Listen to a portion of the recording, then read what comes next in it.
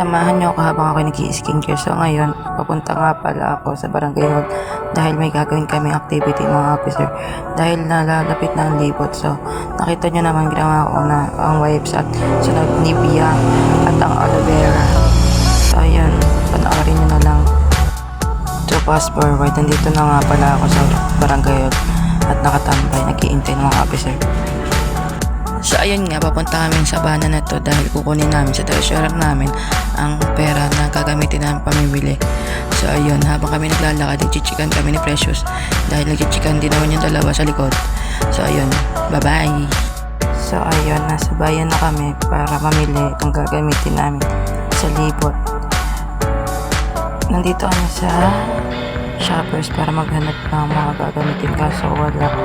So lumabas kami ng oras na yun kasi wala kami mahanap. Dahil napagod na kami maghanap, kumain muna kami at tanghali na naman na tong oras na to.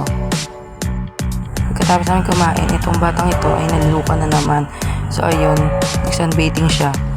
Habang kami naglalakad papuntang Main City para bumili ng gagamitin namin kandila sa tabi ng Main City sa sobrang init. Dahil sa katamaran ko magdala ng payong, ayun, nainitan ang batang ito. So yun, papunta na kaming Main City at itong babaeng to ay nagpa-cute. Sabi ko mag-model pero ayaw niya. So ayun, go. So habang kami nag-iintay ng mabili niya yung ilaw na kailangan namin, nag-ikot-ikot muna kami dahil sobrang haba ng pila ng oras na to at nakapila siya para bayaran yung ilaw. Pagpasensya nyo na yung mukha kong dyan, ang taba ko na kasi kaya ganyan. Sorry. Tapos nakita ko dyan si Lupi. Ayan pa na Lupi. So ayun, go. So ayun, balik na kami sa paradahan namin para umuwi at mag-ayos ng mga binili namin at magpintura ng karosa, pati mag-compute ng mga nagastos namin. Habang kami naglalakad ay nagchichikan kami dalawang Precious dahil wala kami magawa. Sa oras na ito, malapit na kami sa paradahan at pasakay na kami sa aming tricycle na sasakyan for the go.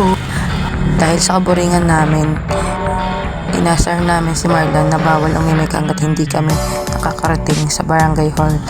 Dahil sa kaingayan niya, tumawag na siya ng tumawag ng ay pataka ng Pasig. Dito, tuwan-tuwa si bakla dahil naka-vlog daw ako. Wow, for the go. Fast forward, nagpipintura na kami ng karosa para sa gagamitin namin sa libot. Nakikita niyo naman sa kadaldalan naming tatlo, apat, nagpipintura na kami ng kanya-kanyang kamay. So sa daming pintura sa kamay ko dahil kay Marlan at kay Renz, yun, for the hugas ng kamay.